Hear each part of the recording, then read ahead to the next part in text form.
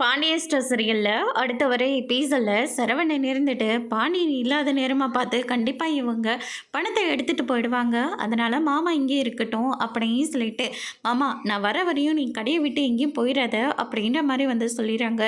டேய் எனக்கு கொடுத்தா 5 டெலிவரி இருக்குடா, 5 டெலிவரி தானே மாமா, அதை நான் பார்த்துக்கிறேன் அப்படின்ற மாதிரி வந்து சொல்லிடுறாங்க. அதுக்கடுத்து தான் வந்து பார்த்திங்கன்னா நம்ம பாண்டியன் இருந்துட்டு நம்ம பழனியை இருந்துட்டு பயங்கரமாக அவங்க மயிலோட அப்பா முன்னாடியும் மயில் முன்னாடியும் வச்சு திட்டி விட்டுறாங்க. கொஞ்சம் கூட பொறுப்பே இல்லை. நிழல்லே உட்காந்துட்ருக்கணும்னு ஆசைப்பட்டுட்டு இருக்கான் போல இருக்கு அப்படின்ற மாதிரியெல்லாம் ரொம்பவே அவமானப்படுத்தி பேசுகிறாங்க. பழனியால் தாங்கிக்கவே முடியல. அதுக்கடுத்து தான் இதெல்லாம் கொஞ்சம் கூட சரியில்லை சம்மந்தி. வேலை செய்கிறவங்க அவங்கவுங்க வேலையை கரெக்டாக செஞ்சிடணும் அப்படின்ற மாதிரி வந்து இன்னும் கொஞ்சம் ஏற்றி விட்டுட்ருக்காங்க. அதுக்கடுத்து தான் வந்து பார்த்திங்கன்னா, டேய் இன்னைக்குள்ள டெலிவரி எல்லாத்தையும் முடிச்சிடணும், தீபாவளி வேறு வரப்போகுது சரிதானா அப்படின்ற மாதிரி வந்து சொல்லிடுறாங்க. சரிங்க மச்சான் அப்படின்னு சொல்லிட்டு அங்கேருந்து கிளம்பிடுறாரு. மயிலோட அப்பா போய் கல்லாவில் உட்காந்துக்கிறாங்க.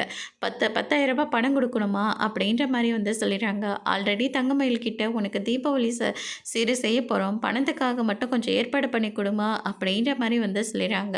இதோ இந்த 10,000 இருக்கே, இதை நான் எடுத்துகிட்டு போகிறேன், பழி வேணா அந்த பழனி மேலே விழட்டும் அப்படின்ற மாதிரி வந்து சொல்லிடுறாங்க. அந்த நேரம் பார்த்து சுகன்யாவோட அப்பா அம்மா சீட் கொண்டு வராங்க. கையில் கொஞ்சம் பணமும் கொடுக்குறாங்க. கோமதி கொஞ்சம் வருத்தப்பட்டு பேசினதுனால சரி கோமதிக்காகவும் ராஜிக்காகவும் சீர்வரிசெல்லாம் எடுத்துகிட்டு வராங்க.